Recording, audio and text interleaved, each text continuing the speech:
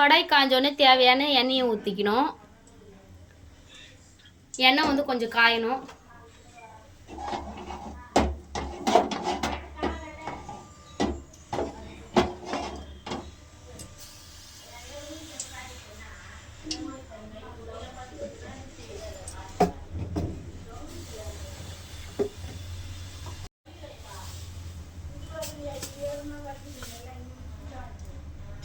எண்ணெய் காஞ்சதும் தேவையான அளவு கடுகு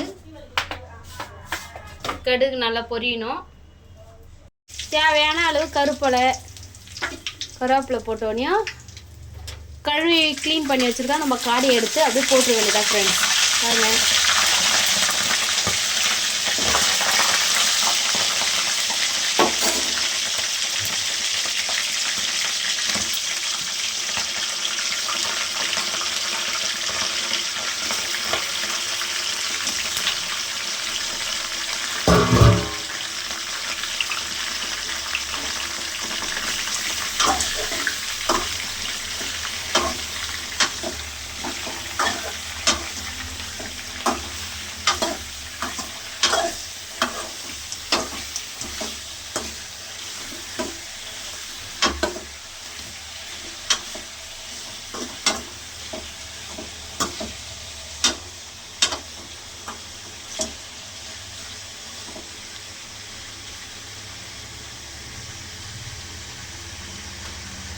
நல்லா அது கொஞ்ச நேரம் வேகணும். எண்ணெயிலே தண்ணி ஊற்றக்கூடாது.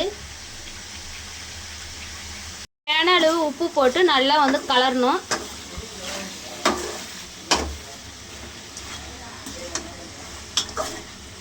நம்ம வந்து தண்ணியே ஊற்றலை, தண்ணி இல்லை, அது ஃபுல்லாக எண்ணெய் தான். எண்ணெயிலே தான் அது வேகுது காடை. தேவையான அளவுக்கு மஞ்சாத்தூள் போட்டு நல்லா கலரி விட்டுக்குங்க.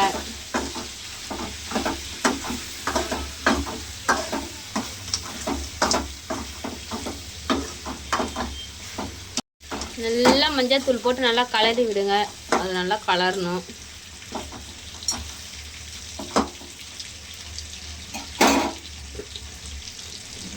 கறி நல்லா வெந்த பிறகு தேவையான அளவுக்கு நம்ம மிளகாத்தூள் சேர்த்துக்கலாம்.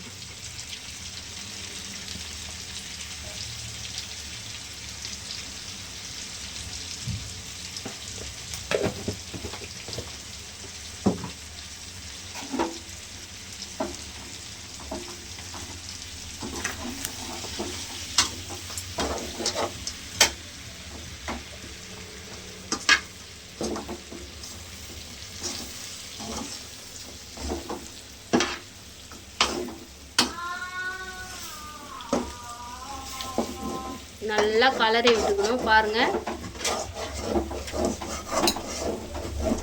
அடி பிடிக்கும் மிளகாத்தூள் போட்டால். நல்லா கலரி விட்டுக்கலாம்.